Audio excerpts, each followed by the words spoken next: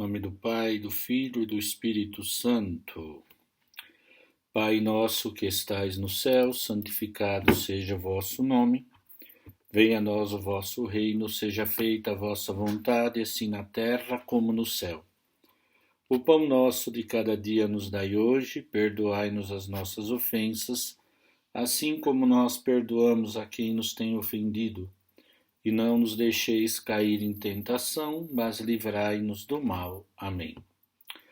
Ave Maria, cheia de graça, o Senhor é convosco. Bendita sois vós entre as mulheres, e bendito é o fruto do vosso ventre, Jesus.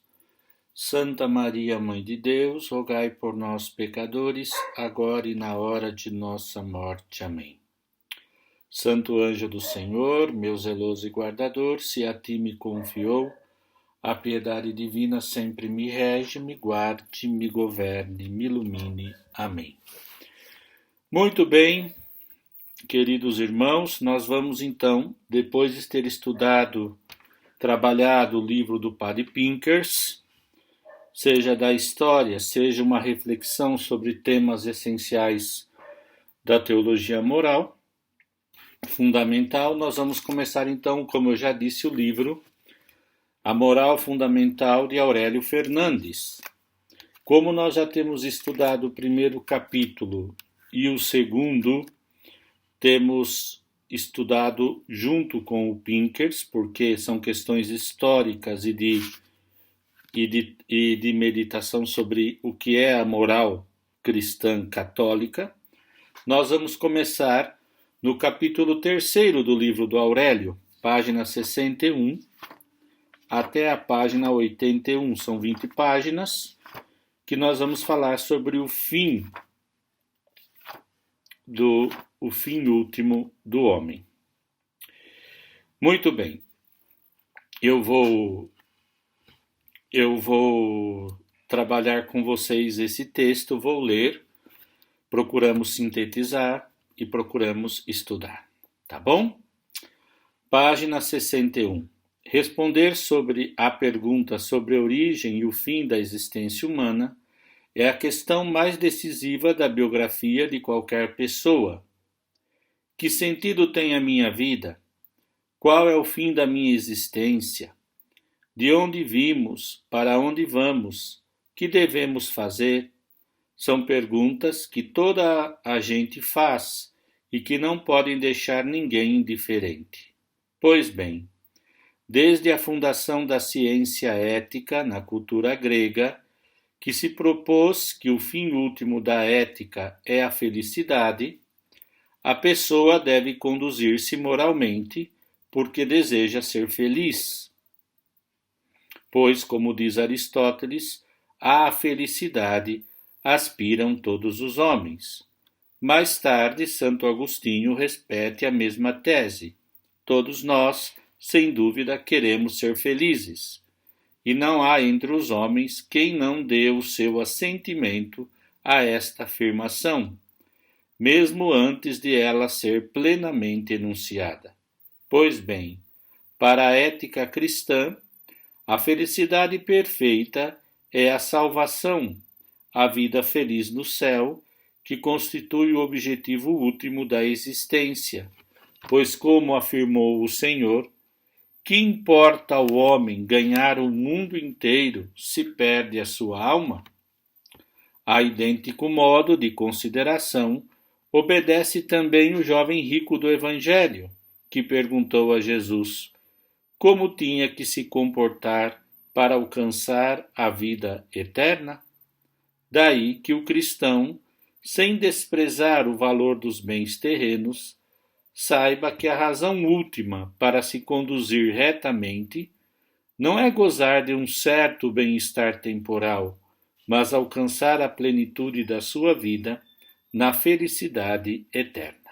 Então aqui nós temos um elemento muito importante para a nossa meditação, não é mesmo?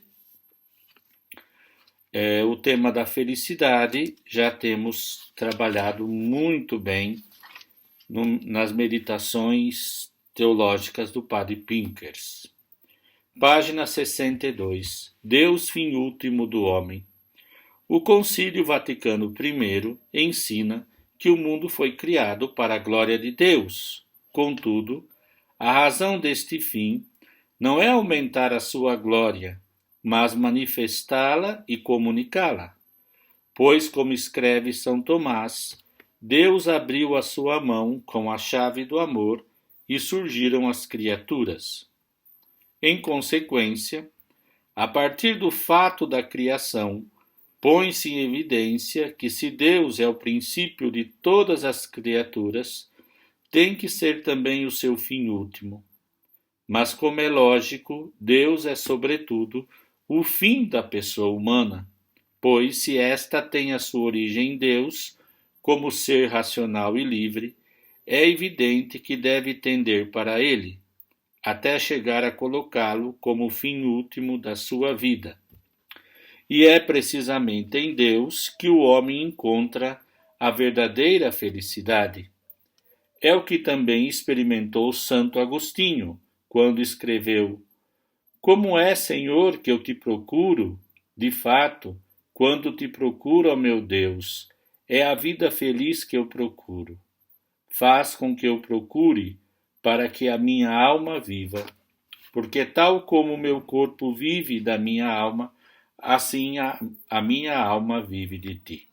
Pois bem, uma vez que a moral é a ciência que regula a conduta que é própria do ser racional, em ordem a alcançar uma vida feliz, daqui deriva que a finalidade do agir moral é Deus. Deus, princípio e fim da existência, orienta a vida do homem segundo o seu querer, que coincide com o bem da pessoa. Com esta resposta, a pessoa humana sabe de onde vem, para onde vai e como deve agir. Este fim não é imposto ao homem, não é algo alheio a eles, mas exigido pela sua própria natureza. Mas é preciso sublinhar que o fim último a que o homem deve tender, se quer alcançar uma vida feliz, não é algo alheio ao seu ser específico, mas algo que está escrito na sua própria natureza. Por isso, a vida feliz, enquanto objetivo da conduta ética, coincide com o fim que Deus dispôs para o homem, desde a sua criação. Deus criou o homem para a felicidade.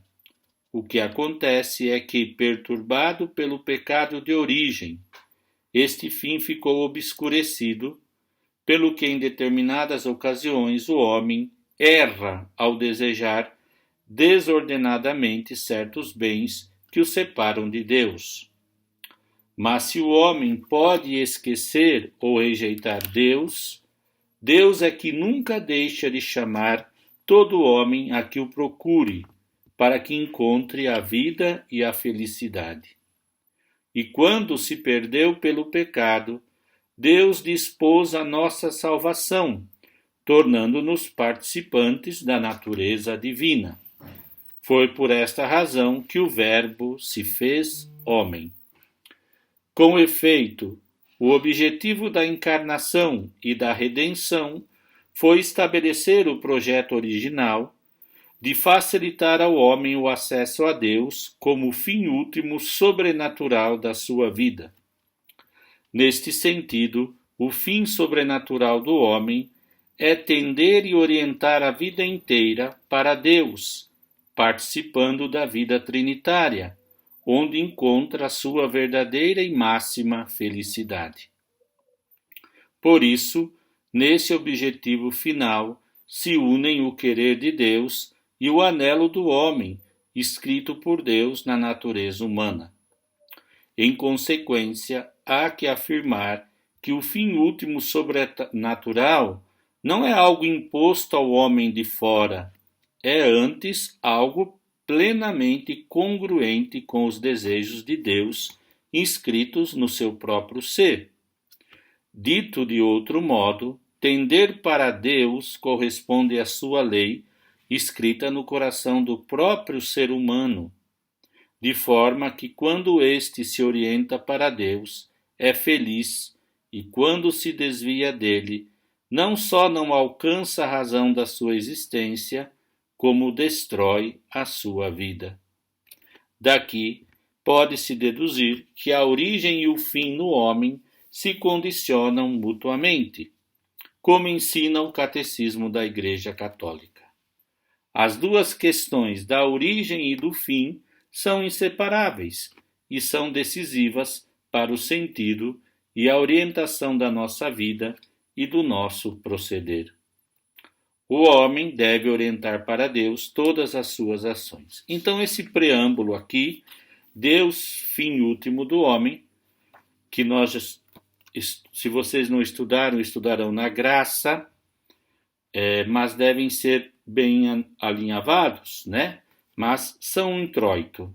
Agora, na página 65, o homem deve orientar para Deus todas as suas ações. Acompanhem a aula, né? Procurando resumir um pouquinho daquilo que nós temos querido expressar. Por que o homem deve orientar para Deus todas as suas ações? Porque o homem não pode renunciar ao fim sobrenatural. O estado de justiça original fez com que o homem, não obstante o pecado que dificulta o caminho da santificação, o homem não pode renunciar à graça de viver em Deus como filho adotivo de Cristo. No estado de justiça original, o homem foi pensado, como dizia alguns autores de antropologia moderna, como um plus para ser algo mais, imagem e semelhança de Deus. Convém esclarecer que, uma vez que a existência de cada pessoa se tem que desenvolver em coerente unidade, o fim último não é apenas a salvação eterna, mas também orientar todos os seus atos para Deus. Daí que a vida moral abarque cada uma das ações singulares que a pessoa humana realiza. Este é o ensinamento da encíclica Veritatis Splendors. Nesse sentido, a vida moral possui um caráter teleológico, que quer dizer essencial. Teleológico, estudo dos fins, da finalidade, que consiste na ordenação deliberada dos atos humanos para Deus, sumo bem e fim, telos, último do homem, comprova-o mais uma vez a pergunta do jovem a Jesus: que devo fazer de bom para alcançar a vida eterna? Veritatis Splendors, número 73. Mas o Papa esclarece que para as ações humanas se poderem orientar para Deus, é preciso que sejam em si mesmas boas. Não serve qualquer ato, mesmo que subjetivamente se queira orientar para Deus. É preciso que sejam atos objetivamente bons. E são na medida em que se adequam ao preceituado pelos mandamentos, pois não é possível orientar para Deus algo que em si é mau. Assim, se acaba com os subjetivismos morais, ou com a ética da boa intenção. Se o homem quer conduzir a sua vida retamente, de acordo com o querer de Deus, deve praticar o bem prescrito na lei moral. Com licença.